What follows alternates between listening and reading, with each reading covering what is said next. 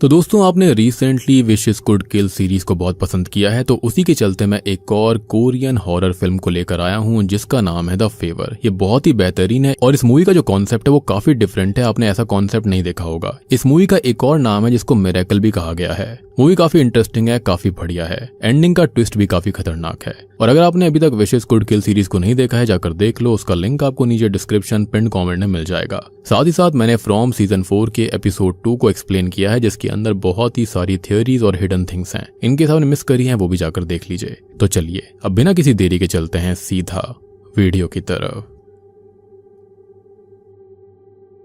तो कहानी की शुरुआत में हम एक कैथोलिक परिवार को देखते हैं। परिवार के अंदर यंग बॉम, सोन ही और उनका फिजिकली चैलेंज बेटा चुंग हुन था। अब यंग बॉम जो है वो असल में सोल सिटी के हॉस्पिटल में डॉक्टर था, लेकिन अब वो अपने परिवार के साथ में ओबोक री नाम के एक टाउन में शिफ्ट हो गया था और आज वो तीनों अपने नए घर में रहने के लिए आए हुए थे। अब ये तीनों अपने नए घर जाते हैं और तभी घर के ऊपर एक रेवन बर्ड को दिखाया जाता है।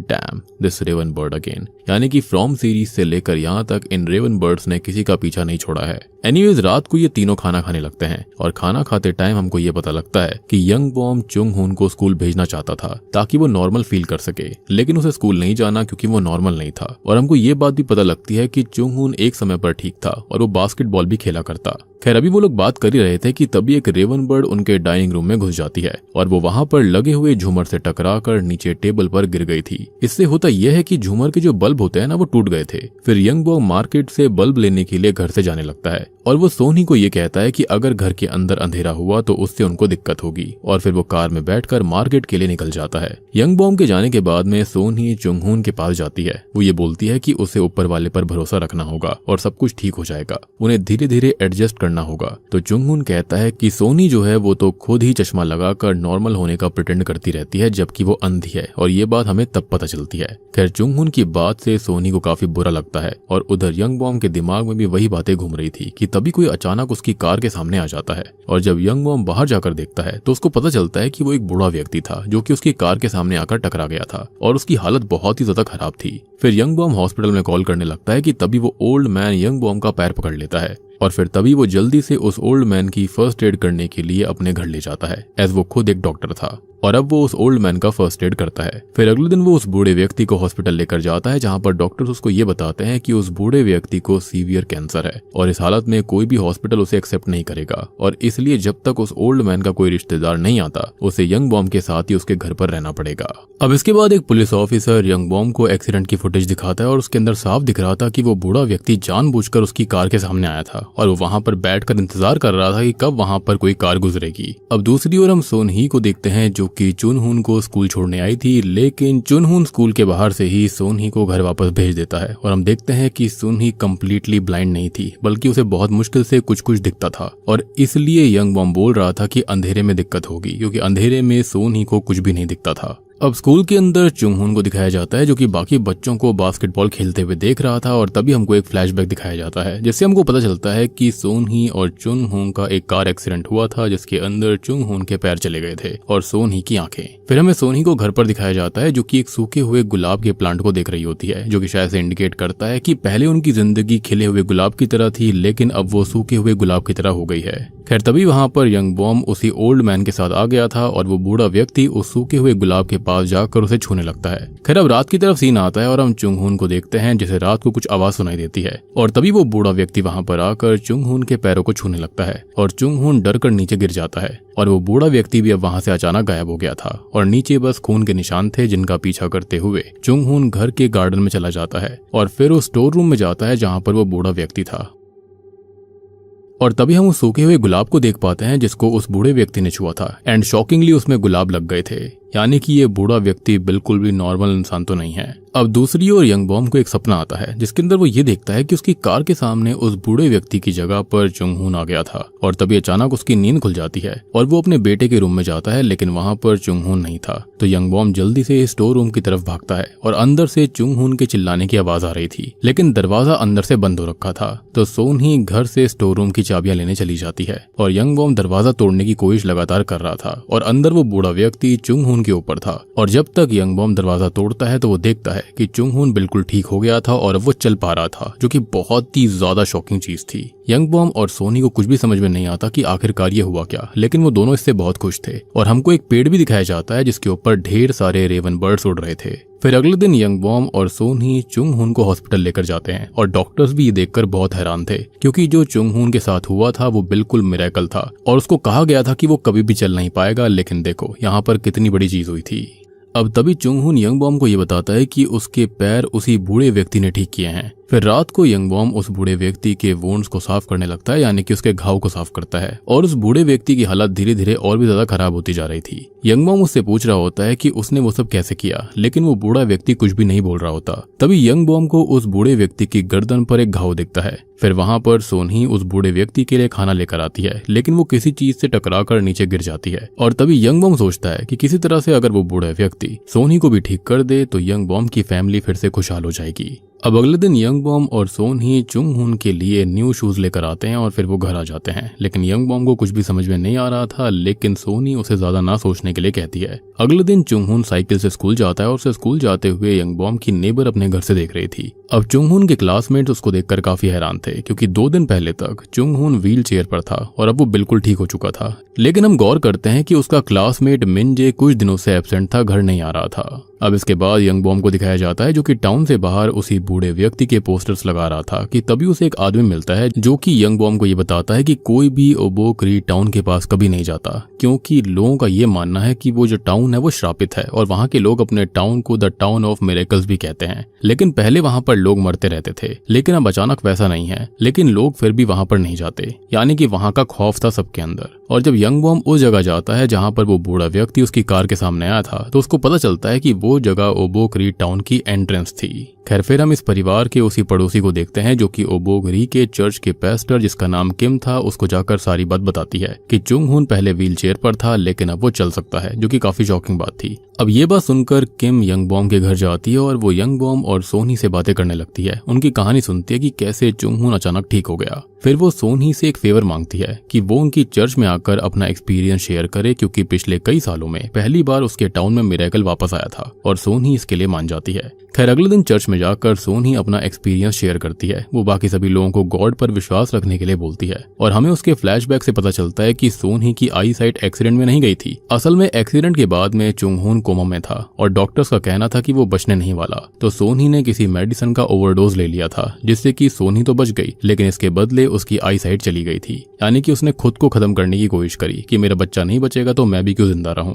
खैर तभी चुंगहुन भी होश में आ गया था। फिर किम भी सभी लोगों को बताती है कि उनके टाउन में मिरेकल्स वापस आ गए हैं। और फिर तभी मास खत्म होने के बाद में हम चुनसू नाम की एक लेडी को देखते हैं जो कि किम पर काफी गुस्सा कर रही थी, क्योंकि किम ने उसे बोला था कि चुनसू का बेटा ठीक हो जाएगा। फिर वहां पर सोनी और यंग बॉम आते हैं और किम यंग बॉम को चुनसू के घर जाकर उसके बेटे को देखने के लिए कहती है और यंग बॉम चुनसू के साथ उसके घर जाता है। वहां पर वो चुनसू के बेटे मिंजे से मिलता है और मिंजे वही क्लासमेट है जो कि यहाँ पर कई दिन से आ नहीं रहा था। अब मिंजे उसको ये बताता है कि पिछले 4 दिनों से उसकी टांगे ऐसी है जैसे कि किसी ने उसको एनेस्थीसिया दे दिया हो और उसकी टांगे बिल्कुल भी काम नहीं कर रही थी। वो बताता है कि वो बास्केटबॉल खेलता था और उसकी लेग्स बहुत स्ट्रांग थी, लेकिन करीबन 4 दिन पहले आधी रात के बाद ऐसा हुआ था। और तभी ये सुनकर यंग बॉम को ये समझ में आ जाता है कि उसी वक्त तो उसके बेटे चुंगहुन की टांगे ठीक हुई थी, या फिर कुछ तो ऐसा हुआ था कि किसी और की टांगों की जान उसके खुद के बेटे में डाल दी गई थी। खैर अब यंग बॉम मिंजे की टांगों को चेक करता है और उसके लेग पर वही सेम घाव होता है जो कि उस बूढ़े व्यक्ति की गर्दन पर था।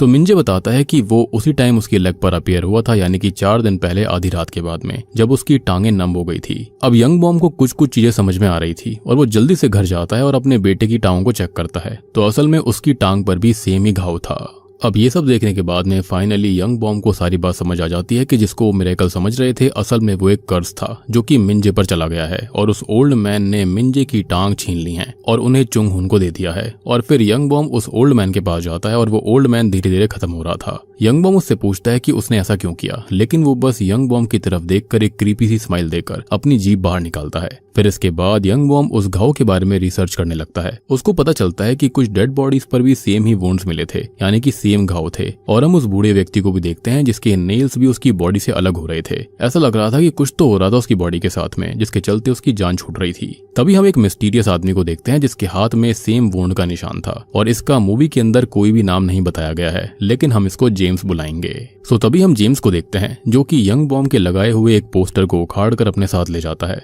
फिर हम जेम्स को किम की चर्च में देखते हैं और हमको ये पता लगता है कि किम और जेम्स एक दूसरे को पहले से जानते हैं। जेम्स वहां पर किम की हेल्प करने आया था, और हम उस चर्च के अंदर लगे हुए एक न्यूज़पेपर कटिंग को देखते हैं जिसके अंदर 10 साल पहले की खबर थी, जो कि एक पैरालाइज्ड बच्ची के बारे में थी जिसे उस चर्च ने मिरेकल से ठीक कर दिया था। दूसरी ओर यंग बॉम को दिखाया जाता है जो कि उन सभी पोस्टर्स को निकाल रहा था, लेकिन एक पोस्टर वहां पर नहीं था, जो कि ऑब्वियस सी बात है जेम्स ही उखाड़ कर ले गया। फिर स्कूल के अंदर मिंजे को दिखाया जाता है जिसे बास्केटबॉल टीम से निकाल दिया गया था, और उसकी जगह पर अब चुंग हुन को टीम में रख लिया गया है। फिर हम सोनी को देखते हैं और अब उसे भी मिरेकल चाहिए था और उसे अपनी आंखें ठीक करनी थी, इसलिए वो किम के पास जाती है और किम सोनी को कहती है कि उसे गॉड पर विश्वास रखना होगा और सब ठीक हो जाएगा। खैर तभी वो सोनी को जाकर चुनसू से मिलने के लिए कहती है ताकि उसको होप मिल सके, और सोनी इसके लिए मान गई थी। अब यंग बॉम जो होता है वो सारे के सारे पोस्टर्स को जला रहा होता है, और तभी उसे चुंग हुन टेक्स्ट करके बताता है कि वो अब से बास्केटबॉल खेलेगा। फिर हम देखते हैं कि जेम्स यंग बॉम के घर के सिक्योरिटी कैमरास और दरवाजा तोड़कर घर के अंदर घुस गया था, और उधर सोनी चुनसू और मिंजे के लिए कुछ गिफ्ट लेकर गई थी। अब चुनसू जो होती है वो सोनी को एक ब्रेसलेट देती है जो कि उसने खुद बनाया था, और वो सोनी को सारी बात बताती है कि उसका हस्बैंड उसे बहुत मारा पीटा करता था और उसने घर छोड़ने का बहुत सोचा, लेकिन वो मिंजे को अकेला नहीं छोड़कर जा सकती थी, तो वो अपने हस्बैंड को झेलती रही। अब एक दिन उसका हस्बैंड शराब के नशे में फिसलकर नदी में गिर गया था और वहीं पर खत्म हो गया। लोग कहने लगे कि उसने उसे धक्का देकर खत्म कर दिया था, लेकिन उसने उसकी परवाह नहीं करी थी। लेकिन अब वो मिंजे के बारे में भी बातें कर रहे हैं और उससे वो बातें सहन नहीं होती, यानी कि हर कोई उस पर इल्जाम लगा रहा था कि उसके बेटे की हालत उसकी वजह से ऐसी हुई है। मतलब ये कहा जा सकता है कि ये टाउन ही मनहूस था, यहाँ के लोग भी बहुत वियर्ड थे। फिर सोनी जो है वो चुनसू से ये कहती है कि वो उसकी आंखों को छूना चाहती है, जिसके लिए उसने हाँ कर दिया था, और वो अपनी आंखें उसको छूने देती है। अब सोनी उसको कहती है कि अब सब कुछ ठीक हो जाएगा, और चुनसू सोनी को बताती है कि उस टाउन के लोग मिरेकल के लिए पागल हैं और वो मिरेकल के लिए कुछ भी कर सकते हैं। फिर हम यंग बॉम को देखते हैं जो कि चुंग हुन का ट्रायल मैच देखने आया था, और तभी उसके पास एक सिक्योरिटी अलर्ट आता है कि उसके घर का सिक्योरिटी अलार्म ऑन हुआ था। तो वो जल्दी से अपने घर जाता है और वो देखता है कि पूरा घर बिखरा पड़ा था। वो जल्दी से स्टोर रूम में जाता है जहां पर जेम्स उस बूढ़े व्यक्ति को लेकर वहां से जा रहा होता है। तो यंग बॉम एक ग्लास लैंप लेकर उसे रुकने के लिए बोलता है, लेकिन जेम्स कहता है कि वो मिरेकल यानी कि वो ओल्ड मैन उसका है और यंग बॉम का उस पर कोई हक नहीं है। अब यंग बॉम उस ग्लास लैंप से जेम्स पर हमला कर देता है और उन दोनों के बीच में फाइट हो जाती है। जेम्स यहाँ पर उस पर काफी भारी पड़ रहा था, और फिर वो बूढ़े व्यक्ति को लेकर वहां से जाने लगता है और कहता है कि उसने जो कुछ भी किया है उसके बाद वो मिरेकल यानी कि वो ओल्ड मैन उसका है और वो मिरेकल शुरू से ही उसका था। लेकिन जैसे ही जेम्स स्टोर रूम से बाहर जाता है तो चुंग हुन एक शवल से मारकर जेम्स को बेहोश कर देता है। अब जितनी देर में यंग बॉम पुलिस को बुलाता है उतनी ही देर में जेम्स वहां से भाग गया था। फिर वहां पर पुलिस आती है और वो यंग बॉम को जेम्स का पोस्टर दिखाकर पूछती है कि क्या ये वही आदमी था, लेकिन यंग बॉम झूठ बोलता है और कहता है कि नहीं, ये वो व्यक्ति नहीं था। तभी उसको ये पता चलता है कि जेम्स के ऊपर असल में खून करने का और किसी बिल्डिंग में लोगों को जलाकर खत्म करने का भी आरोप था, और इसी के चलते वहां पर किम भी आई हुई थी। खैर पुलिस वहां से चली जाती है और सोनी अपने पति यंग बॉम से कहती है कि उन्हें उस बूढ़े व्यक्ति को हॉस्पिटल में रखना होगा, क्योंकि शायद जेम्स उस बूढ़े व्यक्ति को ही हर्ट करने आया था, घायल करने आया था। लेकिन यंग बॉम और चुंग हुन दोनों कहते हैं कि अगर उन्होंने ऐसा किया तो बाकी लोगों को भी उस बूढ़े व्यक्ति के बारे में पता चल सकता है और जेम्स की तरह और भी लोग उसके पीछे आएंगे। अब ये बात चुंग हुन ने इसलिए बोली थी क्योंकि उसने जेम्स की बातें सुनी थी कि आखिरकार ये मिरेकल कैसे हुआ था। अब चुंग हुन को भी उस ओल्ड मैन के मिरेकल पर शक होने लगा था, और यंग बॉम भी चुंग हुन को सारी बात बता देता है कि चुंग हुन को मिंजे की ही टांगे मिली हैं, लेकिन चुंग हुन ये बात मानने को तैयार नहीं था। अब यंग बॉम भी इसके बारे में थोड़ी सी रिसर्च करता है। उसको ये पता चलता है कि तकरीबन 10 साल पहले उस चर्च ने एक मिरेकल से 7 साल की बच्ची को ठीक किया था, और ये बात पहले भी बताई गई थी। फिर कुछ वक्त बाद जिस चर्च में उस लड़की को ठीक करा गया था यानी कि ओबोकरी चर्च में, वहां पर आग लग गई थी, और उसके बाद एक आदमी ने ओबोकरी टाउन में आग लगा दी थी क्योंकि उसका ये कहना था कि टाउन के लोगों ने उसका मिरेकल चुरा लिया, और यहाँ पर जिसने टाउन में आग लगाई थी वो जेम्स ही होगा, क्योंकि किसी ने उसका मिरेकल यानी कि ओल्ड मैन चुराया, और फिर टाउन के लोगों ने गुस्से में चर्च को ही जला दिया था। लेकिन उन्होंने चर्च को क्यों जलाया इसके बारे में किसी को नहीं पता। लोग तो चर्च की आग को एक हादसा समझ रहे थे। फिर यंग बॉम उस बूढ़े व्यक्ति के पास जाता है उससे पूछने के लिए कि उसने उन्हें ही क्यों चुना, सुना, लेकिन बूढ़ा व्यक्ति वहाँ पर अंदर था ही नहीं। तभी अचानक से वो यंग बॉम का पैर पकड़ लेता है और यंग बॉम नीचे गिर पड़ता है तो वो उस पर हमला करने लगता है, जैसे उसने जुंग हुन के साथ किया था। अब सीन अगले दिन पर आता है और यंग बॉम को अपने हाथ उसी बूढ़े व्यक्ति की तरह दिख रहे थे, लेकिन अचानक वो ठीक हो जाते हैं। अब वो ये कहता है कि वो वापस से सोल जा रहे हैं, लेकिन सोन ही और चुंग हुन इसके लिए मान नहीं रहे होते, क्योंकि चुंग हुन अब ठीक था और सोन ही को भी उस बूढ़े व्यक्ति से मिरेकल चाहिए था। खैर, जब यंग बॉम जब सारी बात बताता है कि जिस दिन चुनसो के बेटे की लेग्स खराब हुई थी और जिस दिन चुंग हुन के लेग्स ठीक हुए थे, वो टाइम और दिन बिल्कुल सेम था, लेकिन सोनी जो होती है वो उन सबको बस एक हादसा मान रही थी। तभी वो उस बूढ़े व्यक्ति के पास जाती है और वो उसे उसकी आंखें ठीक करने के लिए कहती है, लेकिन वो उस पर खून की उल्टी कर देता है। लेकिन वो बूढ़ा व्यक्ति उसकी आंखों पर हाथ रखता है और सोनी के हाथ का वो ब्रेसलेट जो कि उसे चुनसो ने दिया था वो टूट जाता है। खैर, तभी हम किम और चर्च के और मेंबर्स को देखते हैं जो कि सोनी को अपने साथ लेकर जाने के लिए आए थे और सोनी भी उनके साथ चली जाती है। हालांकि यंग बॉम उन सबको रोक रहा था कि वो ऐसा ना करें। अब सोनी और यंग बॉम चर्च जाते हैं और वहां पर सोनी सभी को एनकरेज करने लगती है और तभी हम स्कूल में मिंजे को देखते हैं जो कि बाथरूम में जा रहा था और तभी अचानक उसकी आंखों में दर्द होने लगता है और उधर सोनी का भी सर दर्द करने लगा था और धीरे धीरे सोनी की आईसाइट वापस आ जाती है, लेकिन मिंजे की आईसाइट चली गई थी और उसकी आंखों से भी बहुत खून निकलता है। अब सोनी की आईसाइट वापस आता देखकर सभी चर्च के लोग पागल हो जाते हैं और वही यंग बॉम जेम्स को भी देखता है। फिर यंग बॉम सोनी को हॉस्पिटल लेकर जाता है और वहां पर डॉक्टर्स बताते हैं कि वो तो अब बिल्कुल ठीक हो गई है। फिर तभी यंग बॉम घर जा रहा था तो वो एक रूम के अंदर चुनसो को देखता है जो कि बहुत जोर जोर से रो रही थी क्योंकि अब मिंजे की आईसाइट भी चली गई है। ये देखकर तो यंग बॉम का शक यकीन बदल गया था कि हाँ, यहाँ पर मिरेकल्स कैसे होते थे, ये कोई मिरेकल नहीं है बल्कि श्राप है। फिर चुंग हुन यंग बॉम को कॉल करके बताता है कि जो कुछ भी यंग बॉम ने बताया था वो सब सच है और किम उसको ये बताती है कि सोन ही की आईसाइट वापस आ गई है। तो चुनसो समझ जाती है कि सोन ही ने ही मिंजे की आईसाइट छीनी है। फिर यंग बॉम को हॉस्पिटल में जेम्स दिखता है तो वो जेम्स का पीछा करने लगता है और वो सोन ही को वहीं पर इंतजार करने के लिए बोल रहा था। फिर चुनसो सोन ही को कॉल करती है और सोन ही उसका जवाब नहीं देती क्योंकि उसको ऐसा लग रहा था कि उसे शायद से चुनसो की ही आईसाइट मिली है, लेकिन सोन ही उस रूम से बाहर ही थी जहाँ पर मिंजे एडमिट था। और जब सोनी ये देखती है कि उसे मिंजे की आंखें मिली हैं तो वो बहुत ही ज्यादा दुखी हो जाती है क्योंकि ऐसा वो भी नहीं चाहती थी, लेकिन अल्टीमेटली वो जो कुछ भी चाह रही थी जैसे कि चुनसो की आईसाइट वो भी तो गलत ही था। दूसरी ओर यंग बॉम जेम्स का पीछा करते करते उसके घर पहुंच गया था और जब यंग बॉम अंदर जाता है तो जेम्स उसे पकड़कर एक रस्सी के साथ बांध देता है और फिर उसकी थाई में एक चाकू से स्टैब कर देता है और उसको वहीं पर छोड़ देता है। उसके जाते ही किसी तरह से यंग बॉम खुद को आजाद करता है और अपने पास एक चाकू रख लेता है जो कि वहीं पास में पड़ा हुआ था। फिर जब जेम्स वहां पर आता है तो यंग बॉम मरने का नाटक करता है, लेकिन जेम्स कहता है कि अभी यंग बॉम मर नहीं सकता क्योंकि उसे उसकी जरूरत है। और तभी यंग बॉम जेम्स की गर्दन में वो चाकू स्टैब कर देता है और वो वहां से भागने लगता है, लेकिन वो देखता है कि दूसरे रूम में एक लड़की थी जो कि जेम्स की छोटी बहन थी और वो वही लड़की थी जिसको चर्च वालों ने 10 साल पहले मिरेकल से ठीक किया था, लेकिन वो अब फिर से पैरालाइज्ड हो गई थी क्योंकि किसी ने उस बूढ़े व्यक्ति को जेम्स से छीन लिया था। और इसका मतलब ये था कि जब तक आपके पास वो बूढ़ा व्यक्ति रहेगा तभी तक ये मिरेकल भी रहेगा। अगर वो बूढ़ा व्यक्ति आपके घर से चला गया तो मिरेकल भी उसके साथ ही चले जाएंगे। अब वहीं बेड पर एक नोटबुक पड़ी हुई थी जिसके अंदर उन सभी मिरेकल्स के बारे में न्यूज़पेपर कटिंग थी जो कि उस बूढ़े व्यक्ति ने करी थी। अब जेम्स बताता है कि कोई भी चोजन वन नहीं था, ना ही यंग बॉम है, और उस बूढ़े व्यक्ति को रोकने का सिर्फ एक ही तरीका है कि उस मिरेकल को ही छोड़ दिया जाए, यानी कि उस ओल्ड मैन और उसके मिरेकल के लिए ऑब्सेशन को छोड़ दिया जाए, क्योंकि वो दूसरे लोगों को हर्ट करके बाकी लोगों को ठीक करता है, जो कि भगवान का नहीं बल्कि किसी शैतान का ही काम हो सकता है। अब जेम्स ये भी कहता है कि टाउन के सभी लोग और यंग बॉम का परिवार सभी खत्म हो जाएंगे क्योंकि वो इस चीज पर भरोसा कर रहे थे, यानी कि ये मिरेकल पर, जबकि एक श्राप था। लेकिन जेम्स ये कहता है कि उसे अपनी परवाह नहीं है, अपनी चिंता नहीं है, क्योंकि जब तक वो उस कर्ज को नहीं लेगा तब तक यहाँ पर उसे कुछ नहीं होगा। बेसिकली वो मिरेकल्स पर विश्वास नहीं रखता था और अब तक हम समझ चुके हैं कि ये मिरेकल नहीं बल्कि एक कर्ज है। फिर इसके बाद यंग बॉम जल्दी से घर जाता है और वो चुन हुन और सोन ही को लेकर उस टाउन से जाने लगता है, क्योंकि बस यही एक तरीका था उस बूढ़े व्यक्ति को और उसके कर्ज को रोकने का, क्योंकि उन्हें लग रहा था कि वो एक मिरेकल है लेकिन असल में वो एक श्राप था। खैर, अब जैसे ही यंग बॉम की कार उस टाउन की बाउंड्री को क्रॉस करती है, हमको फिर से वही पेड़ और कौवे दिखाए जाते हैं, रेवन बर्ड दिखाए जाते हैं,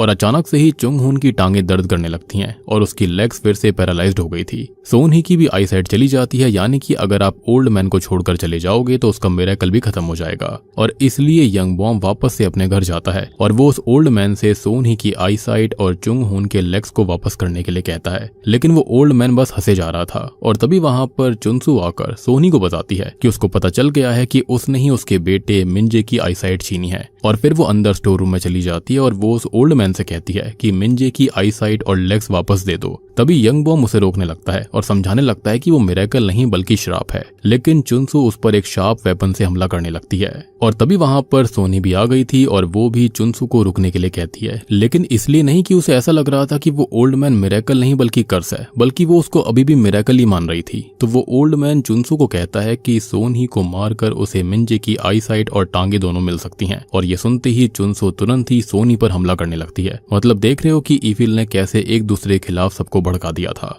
अब तभी यंग बॉम सोनी को बचाने के लिए बहुत कोशिश करता है, लेकिन चुनसू सोनी को खत्म कर देती है। और फिर चुनसू उस बूढ़े व्यक्ति से कहती है कि वो उसके बेटे को ठीक कर दे और वो जो कुछ भी बोलेगा वो उसको देने के लिए तैयार थी। लेकिन तभी यंग बॉम गुस्से में चुनसू का गला दबाने लगता है और उस बूढ़े व्यक्ति के फेस पर स्माइल देखता है और समझ जाता है कि उस बूढ़े व्यक्ति को सेक्रीफाइस चाहिए, तभी वो उसकी बीवी और बेटे को ठीक करेगा। लेकिन यंग बॉम चुनसू को नहीं खत्म करता और वो उसे मिंजे के पास जाने के लिए कहता है। और फिर वो सोनी की लाश को बाहर लेकर जाता है और फिर यंग बॉम खुद अंदर चला गया था। वो उस बूढ़े व्यक्ति से कहता है कि सोनी को जिंदा कर दो और फिर वो खुद का ही सेक्रीफाइस देगा। लेकिन तभी वो बूढ़ा व्यक्ति यंग बॉम के ऊपर आकर कुछ करने लगता है और यंग बॉम भी फिर से जिंदा हो गया था। यहाँ वो ओल्ड मैन उसे सारी बात बताता है कि वो इतने टाइम से किसी ऐसे को ही ढूंढ रहा था जो कि खुद का सेक्रीफाइस दे सके, ताकि वो ओल्ड मैन अपना कर्स यानी कि मिरेकल परफॉर्म करने का कर्स उस आदमी में ट्रांसफर कर सके और वो खुद आजाद हो सके। अब यहाँ उसने अपना वो कर्स यंग बॉम में ट्रांसफर कर दिया था और उस ओल्ड मैन ने यंग बॉम को उसी दिन शापित कर दिया था जिस दिन पहली बार वो बूढ़ा व्यक्ति उसको मिला और उसने उसे छुआ था। ये मिरेकल और सारी चीजें बस एक ट्रैप था,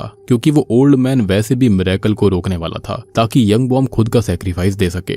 और अब आपको ये बात भी समझ में आई होगी कि यहाँ पर यंग बॉम को खुद के अंदर उस बूढ़े व्यक्ति की झलक क्यों दिखाई दी थी, क्योंकि उसके ऊपर कर्स पहले से ही था। और वो ये बोलता है कि वो सिर्फ बच्चों को हर्ट करता है, क्योंकि बच्चों के लिए उसके माता पिता कुछ भी कर सकते हैं, जैसे कि चुनसू जो थी वो कुछ भी करने के लिए तैयार थी और जैसे यंग बॉम ने किया था। और यही उस ओल्ड मैन का प्लान था, क्योंकि अगर यंग बॉम खुद का सेक्रीफाइस नहीं देता तो चुनसू दे देती। और इसलिए उस ओल्ड मैन ने चुनसू के बेटे की आई साइट और लेग्स छीनकर चुंगहून और सोन ही को दे दी थी। सो बेसिकली जिसे पूरी मूवी के अंदर मिरेकल बताया गया था वो असल में एक फेवर था, एक हेल्प के बदले दूसरी हेल्प। अब उस बूढ़े व्यक्ति ने सोनी को जिंदा कर दिया था और उसके बदले उसने अपना कर्स उसके पति यंग बॉम को ट्रांसफर कर दिया, यानी कि ए फेवर। और यही इस मूवी का नाम भी है। खैर अब हम यंग बॉम की आंखों का रंग देख पाते हैं जो कि पूरी तरह काली थी, यानी कि अब वो खुद ओल्ड मैन बन चुका है जो कि अपने साथ एक कर्स लेकर घूमेगा जब तक कि उसे अपने जैसा कोई नहीं मिल जाता जो कि खुद का सेक्रीफाइस देने को तैयार हो। और तब तक यंग बॉम धीरे धीरे बहुत ही बुरी मौत मरता रहेगा, हर रोज कैंसर के साथ, और उसे हर पल बहुत दर्द रहेगा, इतना कि वो खुद के कर्स को किसी और को देने के लिए बच्चों को हर्ट करेगा, मजबूर करेगा। यानी कि मुझे ऐसा लगता है कि ओल्ड मैन के साथ भी ऐसी ही चीज हुई होगी। लेकिन इसका ओरिजिनेटर कौन था इसके बारे में अभी पता नहीं था। मे बी कोई डीमन है या फिर किसी डीमन ने ऐसा कर्ज दिया होगा। मुझे लगता है कि जो इस चीज का ओरिजिनेटर होगा उसने भी किसी चीज के लिए विश करी होगी, लेकिन डीमन ने उसके साथ ट्रिक खेली होगी और उसके बाद से ये साइकिल चलती आ रही है। खैर अब हम ये देखते हैं कि जैसे ही ये कर्स ट्रांसफर होता है तो वो ओल्ड मैन धीरे धीरे खत्म होने लगता है, जलने लगता है और राख बनकर उड़ जाता है, यानी कि उसका इंसानी शरीर खत्म हो गया था, कर्स ट्रांसफर हो चुका था यंग बॉम के अंदर। हम सोनी को देखते हैं जो कि अब जिंदा हो गई थी और मूवी की एंडिंग में हम यंग बॉम को देखते हैं जो कि फाइनली उसी बूढ़े व्यक्ति की तरह दिख रहा था और वो एक कार के सामने आकर टकरा जाता है, यानी कि अब फिर से वही सब होगा जो कि पहले हुआ था। और ये लोग जो आ रहे थे वो पक्का इसी टाउन के अंदर रहने आ रहे होंगे जिनके साथ में कुछ ना कुछ दिक्कत होगी, यानी कि ये कर्स इसी तरह से काम करता है जैसे कि मूवी की शुरुआत में यंग बॉम के साथ हुआ था। और बूम, इसी के साथ में द फेवर मूवी यहीं पर खत्म हो जाती है। तो दोस्तों ये थी द फेवर फिल्म की कहानी जो कि एक बढ़िया कोरियन हॉरर मिस्ट्री मूवी है। सो पूरी मूवी के अंदर बस एक मिरेकल हुआ, सोनी का जिंदा होना, लेकिन वो भी इसलिए क्योंकि यंग बॉम ने खुद का सेक्रीफाइस दिया था। असल में जेम्स के साथ भी कुछ ऐसा ही हुआ था, लेकिन वो खुद का सेक्रीफाइस नहीं दे पाया और किसी ने उस बूढ़े व्यक्ति को चुराया नहीं था, बल्कि वो खुद वहां से चला गया था। और सबसे बड़ी बात कि जब ओल्ड मैन को जेम्स से वो सब नहीं मिला जो कि उसको चाहिए था, यानी कि सेक्रीफाइस, तो उसने उसकी छोटी बहन को फिर से पैरालाइज्ड कर दिया था। यानी कि ये कर्स जो है जो कि ओल्ड मैन के अंदर था वो लोगों को ठीक ही इसलिए करता था ताकि वो यहाँ पर सेक्रीफाइस ले सके, वो भी विलिंगली, यानी कि स्वयं इच्छा से ऐसा होना चाहिए, अदरवाइज ये काम नहीं करेगा। सबसे बड़ी बात कि जब जेम्स ने अपना सेक्रीफाइस नहीं दिया, यानी कि उसकी छोटी बहन के लिए, तो उसकी छोटी बहन को पैरालाइज कर दिया गया और इसलिए बूढ़ा व्यक्ति वहां से भाग गया। और यही रीजन था कि जेम्स उस बूढ़े व्यक्ति को वापस ले जाना चाहता था। और मुझे ऐसा लगता है कि जेम्स उसको लगातार टॉर्चर करने के लिए ऐसा कर रहा होगा। और यहाँ पर आग भी इसलिए ही लगाई गई थी और जेम्स इसलिए ही यंग बॉम से उस वक्त ये बोल रहा था कि वो अभी खत्म नहीं हो सकता,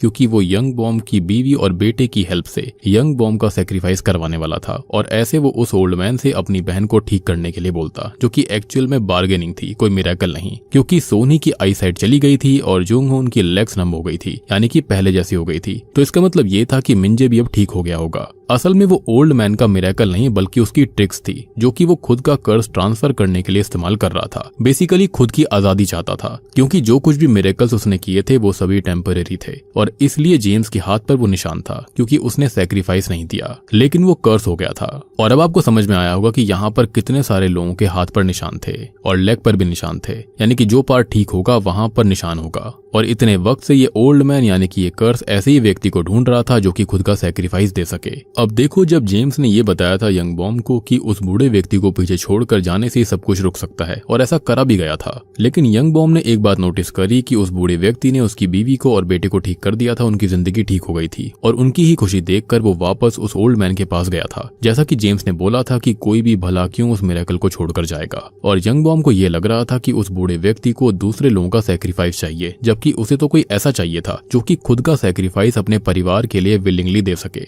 और ये बात यंग बॉम को तब तक पता चलती है, तब तक बहुत देर हो गई थी, क्योंकि सोनी की आई साइट और जुंग हुन के लेग्स कभी नॉर्मल रहने ही नहीं वाले थे। वो तो बस यंग बॉम को मैनिपुलेट करने के लिए उस ओल्ड मैन की ट्रिक थी। और क्योंकि अब यंग बॉम भी श्रापित हो चुका है, वो खुद वही ओल्ड मैन बन गया है, तो ये साइकिल अब फिर से रिपीट होती रहेगी। बस फर्क इतना होगा कि अब यहाँ पर यंग बॉम की फैमिली नहीं होगी, कोई और परिवार होगा, और ये तब तक चलेगा जब तक कि कोई और परिवार का आदमी या फिर लेडी अपना खुद का सैक्रिफाइस नहीं देता अपने बच्चों के लिए या फिर अपने जानने वालों के लिए। तो अब आपको समझ में आया होगा कि ये ओल्ड मैन के अंदर जो कोई भी चीज थी वो कोई डीमन था, जो कि इसी तरह सैक्रिफाइस लेता है और अपने आप को जिंदा रखता है, शक्तिशाली रखता है। यहाँ पर कभी कोई मिरेकल था ही नहीं। बेसिकली एक सैक्रिफाइस लेने के लिए वो किसी परिवार की हेल्प करता है, बल्कि ऐसा दिखाता है कि उसने हेल्प कर दिया है, लेकिन अल्टीमेटली फाइनली उसको खाली वही चीज चाहिए होती है जो कि था सैक्रिफाइस। और अंत में होता यह है कि लोग तंग आकर या तो बूढ़े व्यक्ति को छोड़कर चले जाते हैं और वापस से उनकी जिंदगी नॉर्मल हो जाती है, या तो फिर यही होता है कि वो मैनिपुलेट करके लोगों को एक दूसरे के खिलाफ भड़का देता है और खत्म कर देता है, जैसा कि यहाँ पर चुनसो के साथ वो करवा रहा था। तो दोस्तों, ये थी द फेवर फिल्म की कहानी। उम्मीद करता हूँ कि आपको ये डिफरेंट टाइप की हॉरर मिस्ट्री कोरियन मूवी पसंद आई होगी। पसंद आई तो वीडियो को लाइक कर देना, और अगर आपको कोरियन के ड्रामास भी पसंद है तो जाकर देख लीजिए if wishes could kill series को। मैंने सारे ही पार्ट्स को एक्सप्लेन कर दिया है। उस प्लेलिस्ट का लिंक आपको नीचे डिस्क्रिप्शन में पिन कमेंट में मिल जाएगा। साथ ही साथ एक बहुत ही बढ़िया फ्रॉम सीजन 4 के सेकंड एपिसोड को भी एक्सप्लेन किया है। इनकेस आपने हिडन डिटेल्स को मिस कर दिया है तो जाकर देख लीजिए, उसका लिंक भी डिस्क्रिप्शन और पिन कमेंट में है।